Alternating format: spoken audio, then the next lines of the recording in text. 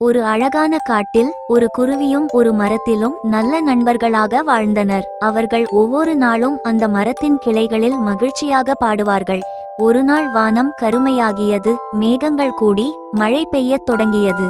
அப்போது குருவி வருந்தி கூறியது, ஐயோ, மழை பெய்கிறது, என் கூடு எங்கே போய்ச் சென்றது? மரக்குறிஞ்சு அன்பாகச் சொன்னது, கவலைப்படாதே, என் கிளையில் வா, நாமிருவரும் சேர்ந்து இருப்போம். அந்த இரவு அவர்கள் இருவரும் கிளையின் கீழ் நிம்மதியாக இருந்தனர். பேசிக்கொண்டும் பாடிக்கொண்டும் மகிழ்ந்தனர். அடுத்த நாள் காலை சூரியன் வெளிச்சம் தந்தது.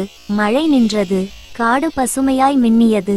குருவி மகிழ்ச்சியுடன் சொன்னது, நன்றி நண்பா, நீயே உண்மையான தோழன். மரக்குறிஞ்சு சிரித்து கூறியது, நண்பர்கள் என்றால் ஒருவருக்கு ஒருவர் உதவணும் இல்லையா? அந்த நாளிலிருந்து குயிலும் மரக்குறிஞ்சும் பிரியா நல்ல நண்பர்களாகி விட்டனர். அவர்கள் பாடும் குரலால் காடு முழுவதும் மகிழ்ச்சி நிறைந்தது. பாடம்: நல்ல நண்பன் என்றால் நெருக்கடியிலும் நிம்மதி காப்பவன்.